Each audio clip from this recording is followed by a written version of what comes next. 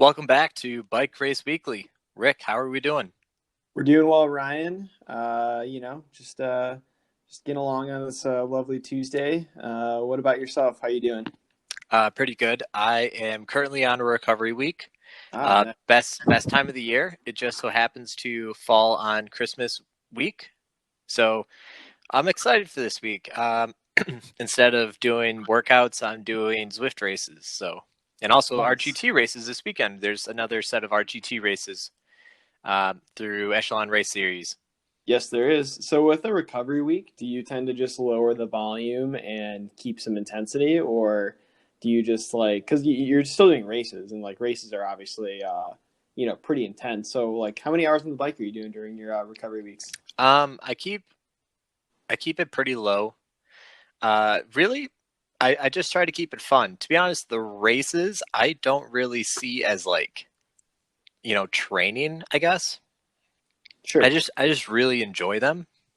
So I don't know. I don't really consider it racing, I guess. Yeah, I just enjoy it. Besides that, the swimming and running is very low volume. I'm actually not going to swim this week because I'll be in Appleton and the pool was closed for swim lessons this week or up until Christmas. So I'm not actually doing any swimming, very little running, and a few bike races. Nice. That's awesome, man. Yeah, I've been definitely doing quite a few races this week. That's like most of the time when I get on the trainer now. It's usually doing some kind of whether it's like a Zwift or RGT race. And let me tell you, usually around this time of the year, so in Wisconsin, November starts to get like pretty hit or miss for weather. So like the days that you ride outside, sometimes you can get a nice one in. A lot of the times it ends up being pretty cold. And then, we're in December right now. So December is usually when it gets like very cold, very dark, very short days. So you're definitely, or most likely not riding outside. And usually this time of the year, I'm like starting to kind of get like cabin fever. I'm just doing like indoor trainer rides and workouts. And I'm like, man, just like trying to peel the paint off the wall, waiting for race season. But with the e-racing just kind of like making its way into my training and riding this year, it's Hmm. definitely helped to just like keep things entertaining and fresh. And I feel like I've probably never trained or ridden this hard into December, and I'm feeling great, feeling mentally not fatigued. We'll see. We'll see if any burnout creeps in the next couple months or weeks from just like doing so much racing. But I don't know. I'm really enjoying the way or this kind of new way to spend winter. Sure, sure.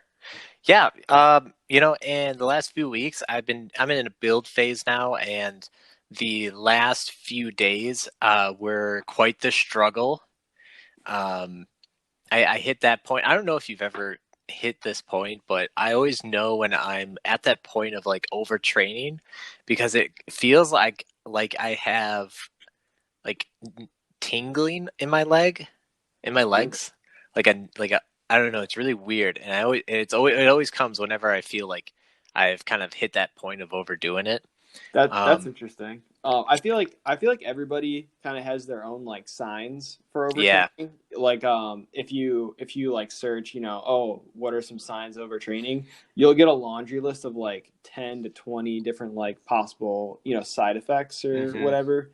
And I feel like you've really got to like figure out what's like a good indicator that you're on your way there, but you're not quite there. So like for you, like tingling in the legs, like that's when you're not like overtrained or maybe overreached would be like a better word to use. You're Overreached is a good way to say it. Yeah. So you're not quite in like the red, but you're on your way there. So like that's a good way to Yeah. like feel that coming. Yeah, and then also too like the mental fatigue. I don't know if you get that too, but like I feel very fatigued like mentally and even like emotionally, I guess. Like that Yeah. whole psychological like fatigue as well. I don't know if you've ever feel that, but like Uh-huh. last Thursday and Friday, I'd probably say like I was just mentally just I felt like I wasn't there. Yeah, no, for sure. That I think the mental fatigue is possibly like, I just said everybody's kind of got their own signs and symptoms, which is definitely true. But I feel that's almost universal. Is almost like, for me, it's like a mental malaise, like I mean, we both have jobs where we kind of sit at a computer for a lot of the day and that require, a high degree of like mental capacity to actually like think hard about the work that we're doing. And I've done blocks in the past where like I was just like at the end of the block, I was like, dude, it's like kind of hard to like concentrate on work. Like I'm just mentally like fried. You know what I mean? Yeah, sure. Because if you think about it, like training requires a lot of carbohydrates, and that's the main fuel for your brain as well. So when you're putting your body under such a stressful load, it's almost prioritizing that over like Hmm. thinking, if that makes sense. Yeah. And you know what I noticed about this training block specifically is I don't think it wasn't the biking that really did it in for me. I think it was the swimming and running. Yeah. Um, so the biking, it did get progressively harder, but the running and the swimming, since you don't really go off of like power, you really Right. just go off of feel. So like swimming, for example, is it doesn't require your lower body. I'm not going to say at all, but very limited amount. Sure. Um, and then running on a treadmill, you can just set those times. And running on a treadmill is easier and harder at the same time. I feel like it's easier to maintain a pace because you're kind of forced to maintain a pace. But at the same time, a treadmill is clearly easier than running out on the road. But Sure. it's just like a maintained pace. So I threw in some pretty big run and swims that I think really hurt me on the bike, and I feel like it I didn't really feel it when I was doing them, but then when I get onto the bike, and those are like the really hard workouts, I really felt it during those like really hard 3 minute effort repeats. Yeah, no, that's that. I think the bike, because you have so much data, especially, if you're doing three different sports, the bike, you have the most data in terms of like power and then heart rate and having those two variables combined. So it's kind of like even though you're doing a bike workout, it's also a good data point for like how are you affected by the other training that you're doing, because you can actually see like, oh, I did these big workouts and like, oh, my heart rate's higher on the bike, it's harder to do my bike workout, and you can just kind of use that as like a metric of like how hard you're actually pushing. But yeah, I think over time too, with just doing cycling training or any kind of like athletic, especially endurance training, I think when you're a little bit younger, and not that we're old, but like when you're the first couple of years into the sport, you kind of like figure out the maximum amount that you can train based on like the time that you have, and you're like, I'm gonna do those hours. And then I don't know if you've ever run into this in the past, but like you start to run up to this wall of like, I can do the training, I can do the hours, but like the stress of the load, it's like you can't recover from it, or it's really hard to recover from it just because you have to live a normal life. Like you've got to show up at work, you've got to like, you know, deal with family and other stuff going on in your life. So I don't know about you, but I've kind of made it like a point to like think about how many hours I possibly could train or should train, or like what kind of load I can handle, and then try to like slide under that and be like, I'm going to take like 10 or 20% off of that, and I should be comfortably able to do that, and then not miss workouts and feel just good about training overall. Yeah, that's actually one thing that I wanted to ask Eric about.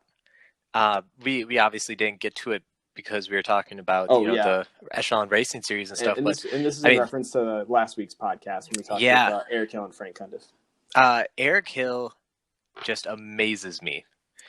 Uh, Aside from running a team, running a race league, he ran races before this every year. He's also at the Cat 1 level for bike racing, and he's good. Yeah. He's really good. Yeah, and he Uh, all also with all with having a family and working a full-time job. yeah, The guy amazes me. I don't understand how he does it. Like I don't even understand how you begin to organize your life with those many variables going on and then train to be an elite cyclist. It kind of blows my mind. I wish we would have got a chance to ask him more about just how he does that, maybe on a different podcast in the future. But Yeah, there's some people that like I kudos to them, like they were able to balance everything and like somehow make it work, and which is just, amazing to me. I feel like I don't even have that much going on in my life, but like, to like add in extra training hours, you just feel it being taken away from somewhere else. Like if you're gonna spend more time on the bike here, you've got to take it away from whether it's sleep or family time or social life. So to get that balance right and like to be sustainable is kind of tricky.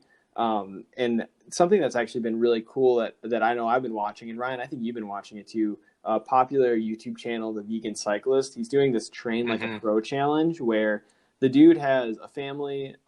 He has a business that he owns and operates, and he did this massive training block, like 20-hour training weeks, trying to balance all that. And like it And was he's and a daily daily vlogging, vlog, and which like is like a 4 hour commitment a day.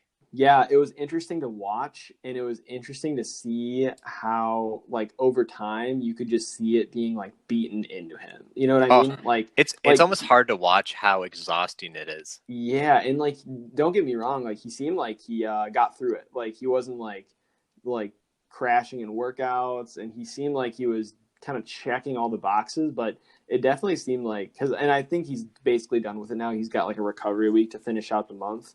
But it was like interesting to watch the wheels like slowly come off the train. Like he was definitely on the struggle bus this last week, you could tell. Oh, I bet, yeah. I watched some of those videos, and it's like, oh, today I'm riding 130 hours, and then like then me and the family are going on a trip this afternoon, so I have to get up super early. Also, I was up until 2 a.m. editing the previous video, and I still have a business to run. It like, oh my gosh, it Yeah. But yeah. he there was one, so I think the one thing that I kind of took away from that I thought was really interesting is he was like, and he, I think it was probably a little bit much for him, but if he even took it down to like 15 hours a week, I feel like he would have no problem. It was like kind of extra 5 hours that I think probably killed him. I bet it But is like the extra 5 hours. something that he talked about was like, if you just make yourself really busy, you cut out all of like the slack in your life. Like you cut out like the dead time, because like, everybody's got that time where they just like sit on the couch and Netflix, or they just like, play video games, and it's like basically what could you possibly accomplish if you just got rid of that time and filled it in with something else? And like I want to say I want to call bull crap on that. well, how I so? I specifically say this because we actually just got done finishing the a book that specifically talked about this. Stillness is the key. Oh Every yeah, we were, yeah, yeah. Honestly, every great leader or great mind always dug out time for that like downtime. Yeah. And they I think the trick is having a specific schedule and a consistent schedule, Hmm. but I don't think anyone can just cut out all that downtime because you need that downtime to reset your mind. Otherwise, it's just concoction for burnout. Yeah, and that's a good point. I mean, the whole point of his thing he did was it was a challenge. So like he Yeah, did yeah. it ended, right? Like a month and he's done. But I mean that's a good point. Like I think sometimes people will view downtime or like Netflix time or like time where you're just like sitting on the couch as like wasted time, but in some ways you're just recharging your batteries, and everybody's got a different battery. I've known people that sleep like 4 hours a night. They work 80 hours a week, and they do an Ironman, and it's like, how? I don't understand. But they just have like, dude, they just have giant batteries that don't need a lot of recharging. And I know I'm not like that. Like I do need some downtime. I need to like chill out. I need to like rest, and mentally it puts me in a better spot. So like I could maybe do something like that for a little while. Like it's an interesting challenge. I don't think I'd ever want to do a train like a pro Hmm. challenge. Um, at least right now. I don't know. Maybe at some point, maybe if it was like in the middle of summer and the weather was nice and I had like a Sure. really big event that I wanted to do, and I was like, all right, I'm gonna like put my nose to the grindstone. Let's go. Um, but yeah, I don't know. I'm more in favor of like taking some off and balancing it out and making it more sustainable Yeah. and doing it year round. Like I think that's obviously Yeah. really important. I think you pinned it. If you don't have the time, but if you're like, I want to do a month, because that's what I fully plan on doing for my lead up to like a half Ironman or a full Ironman, Mm-hmm. is the not my last block, but like my second to last block. So like, I don't know, 8 or 6 weeks out, getting Right. a really good block of training like Yep. a month before my event. So then I'm not too tired for the event, but I get a really good workload and it won't last too long, but I think I will get those shorter term benefits of having that larger capacity. So if people were to do that, keep the consistent like training, we'll say training throughout the year to Mm-hmm. something that you can manage, and then just take like 1 month, like a month out from your main event and say, okay, the next 4 weeks, or actually it's more like the next 3 weeks, I'm going to be serious. I'm going to cut out all the extra stuff. I'm either training, resting, or working or family. Uh, you know, if you're going to do it, I think that's a good way to do it. But Yeah, and you, that's you actually can't sustain that for all year round. no, I think that's like a great way to approach it. And the guy Tyler Pierce, who's the person that did this challenge on his channel, Beacon Cyclist, he talked about that a little bit too. He said that like he has like three plates that he spins, right? His like athletic life, his work life, and then his family life. And he's like, if you look at the year, they're all extremely balanced. But if you zoom in on different parts of the year, they're extremely out of balance, which is like really interesting. So like, essentially what he did is he like put his training first in the month of December. That was like his, throttle. Like he just throttled that. His family second, and then his work third. Which like number three is just gonna suffer. You know what I mean? Like, and that's kind of what he did. It's like he just took some time. He's like, I'm dedicating myself to this, and I'm going to do it. But then you have an end date to that. So like you're not really out of balance. You're temporarily out of balance, but that's okay because you're hopefully trying to like achieve something that's like very important. And that's like, I mean, and that can go for like any of those priorities, right?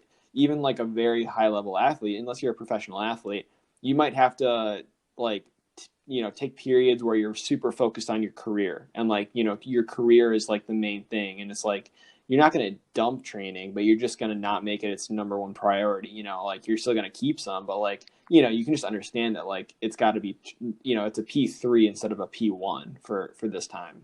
Yeah, good And like example. I'm studying for the CCNA right now.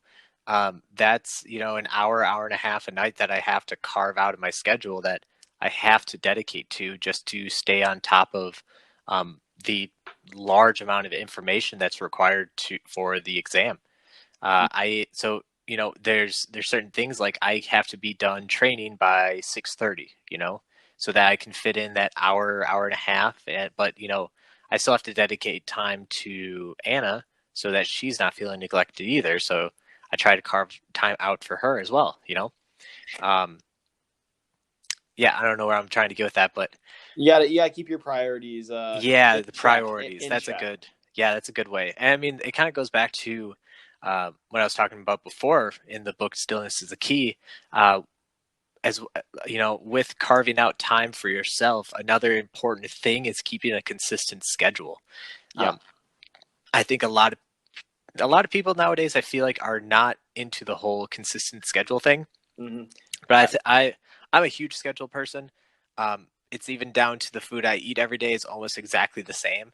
I Hmm. do everything at the exact same time, and you know I couldn't be happier. I love the consistency. Yeah, man, we're really getting down into we did not anticipate on talking about this, No, but we're getting down into a great rabbit hole on just like self improvement. But why I don't we wrap this one up because I want to move on to RGT as well. yeah, we should. So yeah, in Okay. general, yeah, priorities are good. That's what we're gonna leave this one Yeah. at before we segue into some more e-racing. So we have Yeah. been doing some additional e-bike racing. Actually, quite a bit of it. We've been splitting our time between both Zwift and RGT. The way I look at that is, when I'm playing Zwift, I'm playing Mario Kart, and then when I'm going on RGT, I'm getting ready for some F1 racing. Yeah, that's actually a really good way to put it. Yesterday was the first time I did a Zwift race in actually like 3 weeks. Mm-hmm. And after working in RGT a bit, man, like I went back to it and it just felt almost like dumbed down. But it's Zwifted? yes, Mm-hmm. it was definitely a lot easier. Yeah. Um, because your mind could kind of turn off a little bit. So I like RGT. I really like how they structure the racing and stuff because once you kind of figure out how everything works, it gets a lot better. And I think that's how a lot of really good games work is it's, you know, a little confusing at first, but once you kind of get into it, settle into it, figure it all out, you're just like, okay, this is awesome, you Yeah, know? 100%. And like going from RGT to Zwift, I actually found that I was doing better in Zwift because I was able to take some of the principles that like we've been working on with RGT, some Yeah. of them, not all of them, and apply them to like Zwift racing. And it actually made me better, more efficient at Zwift racing. But that being said, you can't go the other way. You can't take principles from Zwift racing and apply them to RGT. It'll make you probably a worse RGT racer. But while we're on the topic of RGT, last weekend, Ryan, yeah, I think it was last weekend, we did some practice races, right? Yeah, yeah. Which We which is did a some great way. practice. So, yeah, I'll kind of talk on that. We actually put out a YouTube video, first YouTube video, so bear with us. It will get better. We're This learning. this first one was a little rough. We're learning. I posted it up, kind of like, okay, I'm gonna put it out in the world, and we can only go from there. But we got out our first RGT video. It kind of goes into a few things. We did run into a few issues with creating our own roads. Pretty much the summary of that is the creating your own roads works really good for point to point races. Um, when you create a GPX file, I would recommend not using one from like a crit race you did where it has lots of laps. Mm. Go out onto your street or like create your own loop somewhere around where you live and just do start and stop from the same exact point, and it should work pretty well. In the video, you'll see kind of what happens if you don't get the start and stop point in the exact same spot. It creates like a chicane right at the finish line that kind of bugs out your avatar. Mm-hmm. But besides that, it was really cool. We're we're both doing the premium membership for the month to give it a fair shake. The RGT roads that they have are really cool. I think they're pretty much on par with Zwift roads. The races are really cool. I personally think RGT racing is better than Zwift. Yeah, I would agree with that. And then Oh, sorry, go ahead, Ryan. once you oh yeah when you and then also too you can create your own practice races. So you can set up how many bots you want, set their powers. It took me a little bit of time to figure out what the best way to set those up were. Um, but I noticed if you do like if you put these, so if you want like an A level race, set the minimum power to like 250 and the maximum power to like 450, and that should give you about an A race. You could bump that up to like 50 watts if you want it even harder, but that's about an A race. And then it gives you like an option to randomize it or something else. It's do the first option. I'm blanking on what it's called, but it was a little bit confusing at first on how that stuff worked. But uh, that the practice races are really cool. And then they do have real races that you can do with other people, which is actually free. And then they're actually launching new roads. They just launched new roads, and I believe they have a big update coming in January. I think that's what Eric and Frank said. That will add additional features or fix bugs. So I'm really excited to see that. I think RGT could be a very good competitor to Zwift, especially for racing. I think as far as racing goes, I think RGT is the way to go. Yeah, for sure. I totally agree. I think we had kind of a mixed experience with it the first time that we tried it. Yeah. Because we've kind of talked about this before, but like we took our Zwift e-racing mentality and brought that into RGT. And you have to spend some time like learning how to just take corners in the race. And when I say corners, so coming into a corner, and again, this is why it's great to do a practice race, because when you're doing the practice races, you could, like Ryan said, you can set up the bots however you want them to be, like how strong you want them to be, however many you want. So we basically just set up a course with a crit that we've done before at the Gateway Cup, and then put on some bots so we could just practice taking essentially corners with a group of people. And when you're going into a corner, the expectation is like you want to, like in real bike racing, kind of let off a little bit before the corner. If you're pushing too hard into it, it initiates like auto braking. So anytime you see your power flash red in RGT, you're essentially wasting watts. And irregardless of, if you're wasting watts or even if you take a corner perfectly, like a real bike race, you do have to accelerate pretty hard out of the corner. So the way I think about it is if I'm taking the corner with less watts, it's just saving me a little bit of energy so I can make a better acceleration out of the corner. And then Yeah.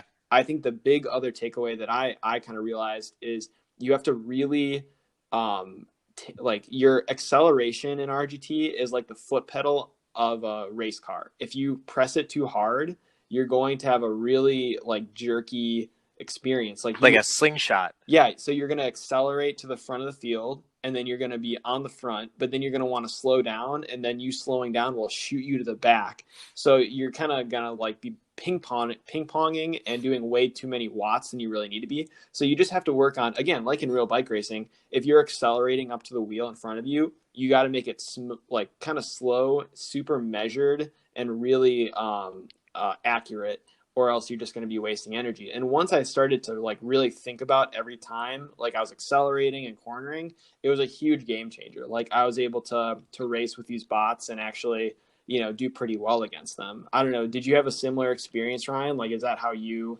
kind of figured out more of like how to race on RGT? Yeah. I think the biggest aspect to RGT that you got to learn is the positioning.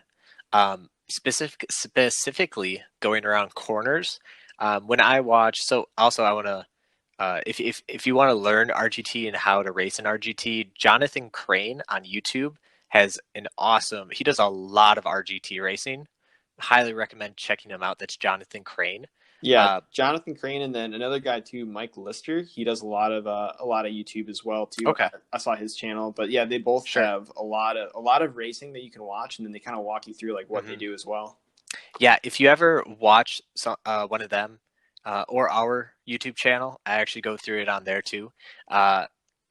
The positioning going around a corner is typically how people get dropped, just because the difference is when you're on the inside of the corner, your character or avatar breaks for a shorter period of time than if you're on the outside of the corner. So it could be, the matter of 1 or 2 seconds, but in those 1 or 2 seconds, one avatar is accelerating, the other one is not. So I'm hoping that RGT kind of fixes these a little bit. I think the braking, especially in corners, is a little too heavy. So it'd be nice. It'd be cool. And this is kind of getting into like personal opinions. I mean, it kind of what Eric and Frank were saying. What they've been getting told by a lot of racers could be completely different than what I'm saying. My personal opinion is I think the braking is heavy around the corners, and also too unlike Zwift, they have real like slopes or elevation. So when it's 10%, you feel all 10%. In Zwift, by default, that's actually only 50% of that 10%. So when you're going up a 10% grade, it only feels like a 5% grade. Okay. I only bring that up, so there's no issue with that. It's just I don't think trainers do a great job at like mimicking percentages, Yeah, I see what you mean for like really steep stuff, right? Because you did like a crit course. You set up like a crit course that had like I did Crybaby Hill. Oh yeah, Yeah, and so I think the issue with it, and again, like this goes back to this is just a personal opinion. Um, RGT probably knows better about this stuff than I do, but when you hit a hill in a it's the same on Zwift or in RGT, and I think it's why Zwift sets it at 50%, is that it feels like you're hitting a wall, and then your bike kind of just like it feels like your bike just seizes up. Like it layers on that erg too aggressively. Yeah, it layers it on too aggressively, and it feels like you're just hitting a wall, and all of a sudden you can't turn the pedals anymore, and you can't shift down, and so I just don't think that trainers do elevation very well. So again, in my personal opinion, turning that down to 50% I think is the way to go. Same thing with just relaxing the braking around corners just a little bit, just so that it's not so aggressive if you're not in the right positioning. Oh, Mm-hmm. and then one other thing is if they could do more of a, and this would be probably pretty hard or unrealistic to do, but have the avatar always go for the preferable like spot, Yeah, I see what you're in the saying. group. Like always choose the inside line. I don't know. I Always think choose that like the most preferred route through the group.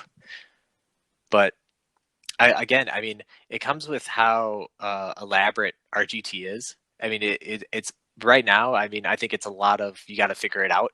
mhm. Um, Again, and it could just be me complaining about it, but uh, I think if they just added or added new features or something, I think those would be a few things to take a look at. Again, I mean, it's just part of the game. It's part of being realistic racing. I think it's really cool what they're doing with it, and they're for them being a fresh new platform. I mean, there's always space that they could change, but again, I mean, I bet a lot of people like having the elevation feel like 10% be 10%, and I could be in the minority there. Yeah, and I wonder too. I wonder if you have a nice trainer, if it makes a difference. I don't know. I mean, we have like we have good wheel on trainers. I don't know if it makes a difference. If you have like a really nice direct drive trainer. I think we were kind of talking about too, like this was offline earlier, but like I think we're really excited about it, or pretty stoked on it now because like it's 90%, like the core of the product is really solid. Like it after we actually learn the physics, it's like, oh, this is fun. Like you can race bikes on this. It works well, and it's a relatively new software. It's just kind of like smoothing out that like last 10%. Whether it's like you brought up a good point, like the riders sometimes like the line choice. Like I think it kind of comes down to like when you're doing real bike racing, typically you can like shoot gaps inside of the peloton.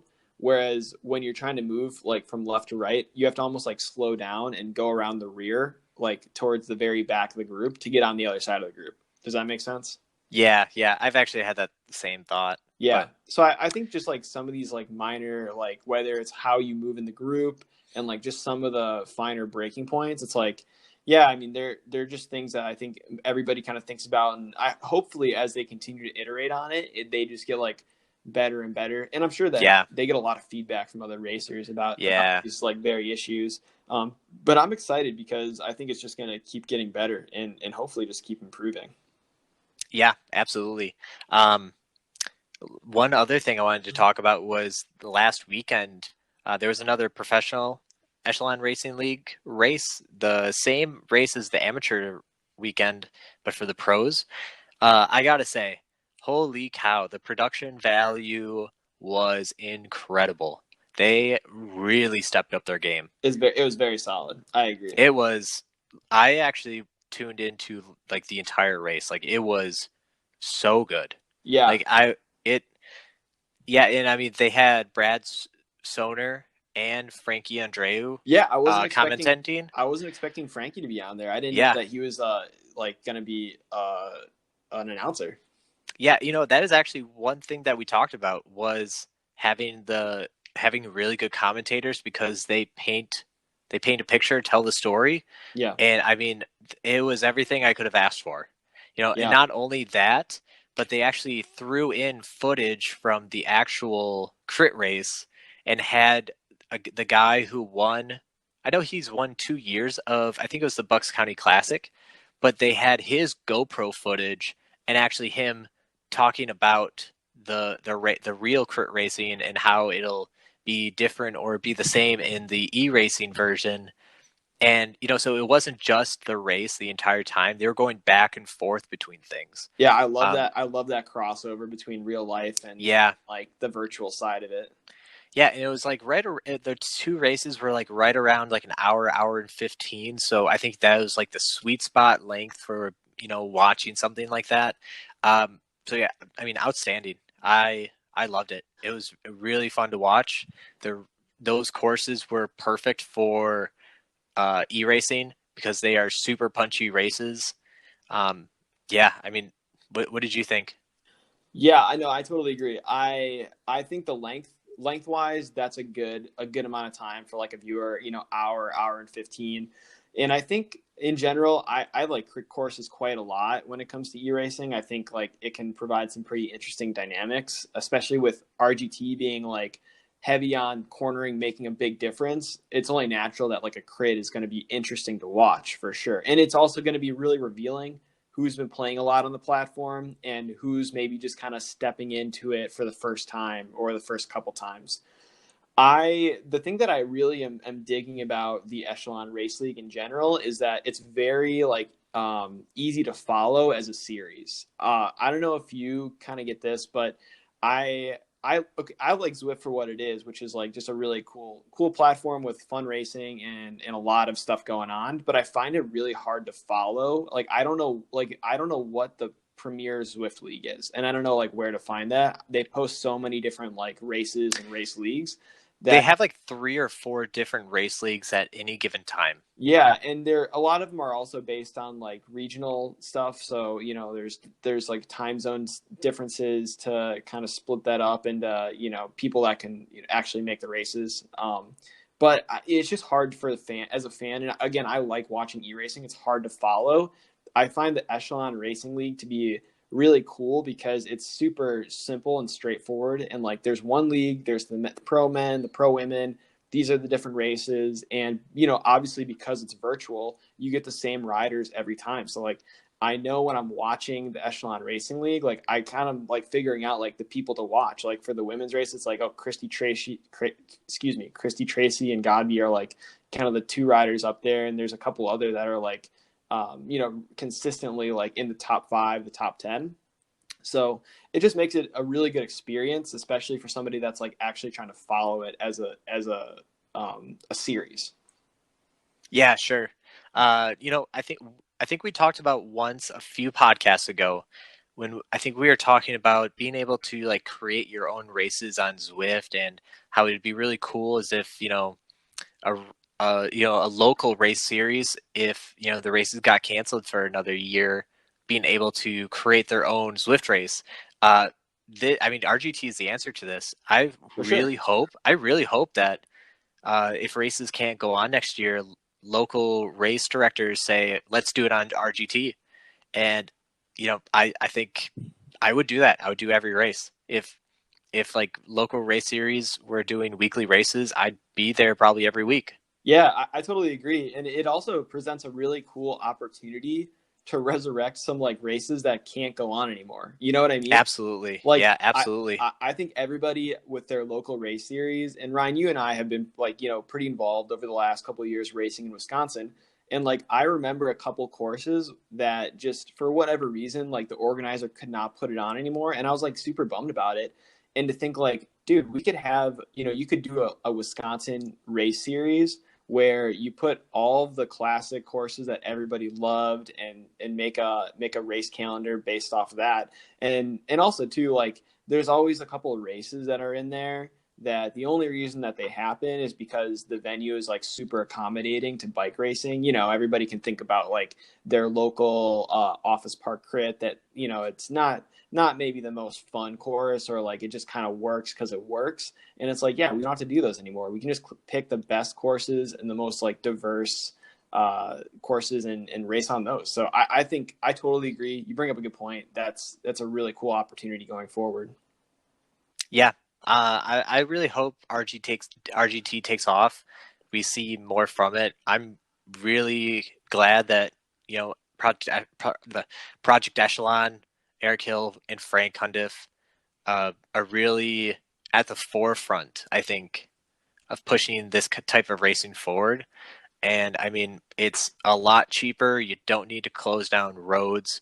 Any bike shop could put on their own RGT race and broadcast it to the local race scene, and I'm sure they'd get turnout. Even have people pay $5, and give payouts or merchandise or something, and just mail it to their house or have them pick it up at the shop. Yeah, I I'm oh, sorry. there's so many possibilities that you could do with this. For sure. I'm actually really interested. Once COVID's over, hopefully sooner than later, hopefully sometime next year, I'm kind of interested, like, with what's going to happen with e-racing when it comes to real life events, because I think before COVID, there were a couple pretty high level e-races that I'm thinking of. The Zwift World Championships in 20 or not, I'm sorry, the actual Road World Championships in 2019, I believe. They actually did like an event with Zwift where they set up trainers and they had like, a couple people actually in real life, like doing the events. And from what I hear, it was actually like a really cool thing to watch because there were just so many people like cheering. And I could see that being a really cool opportunity as well, too, like hosting some in real life events. You have trainers, you got TVs, everybody can watch what's going on. It's kind of like how esports is obviously a big thing, and some of the largest sporting events, especially in Asia, have been stadiums that have filled up to watch like League of Legends. So I'm actually pretty bullish on like we're gonna start seeing some more in real life events, whether it's for us like the Madison or the Milwaukee area, local bike shops putting it on, like you mentioned, maybe even paying out for some people to show up and hopefully do well. So yeah, I think it's a cool Mm-hmm. opportunity, and I'm pretty stoked on where it goes. Yeah. All right. Any last thoughts? No, man, I think that's it. I guess we're gonna be for everybody out there, if you're considering, we're gonna be doing the RGT Amateur Race Series this weekend. I believe there's a race. Is it a race Saturday and Sunday? And I believe it's the gate. Race Saturday It's and the Sunday. Gateway Gateway Cup. Cup. So that's those Yep. The Giro de Montagna. I never know how to pronounce that. Montag Montan Montagna, I think it is something like that. And then the I actually just Was it created La a Follette? practice one and I can't even remember. Nope, it's the Ben last one, the Park. Bush Yeah. Benton So Park. Benton Park Classic. It's the race that goes right past the Bush Anheuser Busch yes. factory. So those are good. That's it. It's a 12 corner crit, really fun. Highly recommend both those races. They are going to be tough because one's got a slight uphill in it and the other one has a bunch of turns. If you can get on RGT to practice, please do. It is free to race without a premium subscription, but highly suggest buying the premium subscription for a month. It's only $10. Give it a shot. Honestly, give it your, you know, I'm at a Yeah, loss yeah. for No, words. you get. Yeah, honestly, get it. Yeah, give it a shot. Create some practice races. I believe actually, Project Echelon sent out an email with the GPX file for both of those courses. So if you are on the email list, you can get the GPX file there, upload it to the Magic Roads with the premium membership, and give it a try with like Yeah, 50 it's bots. gonna at least give you an edge in terms of knowing like what are the really hard parts of the course. When do I really need to be at the front? When can I ease up and relax? There's no better way to like get ready for these races than actually doing the courses. And like we've been talking about, you can actually set up your own race with the bots, pick as many bots as you want, and it's going to feel pretty realistic. So, yeah, definitely be sure to check that out. Like we said, we're going to be racing. Best of luck to anybody else checking out the series and racing it as well. It's going to be a hard race, but that's why it's fun. Yeah. Check out our YouTube channel. I'm trying to post more regularly there. We got up our R2T video. I just did a Zwift racing video that I'm going to try to get up in the next day or two. I did a boost race, so a little bit different platform. Really fun. I think that is there's so much more strategy that goes into a boost race than like a normal race, so I'm excited for that. Check it out, Bike Racing Weekly on YouTube.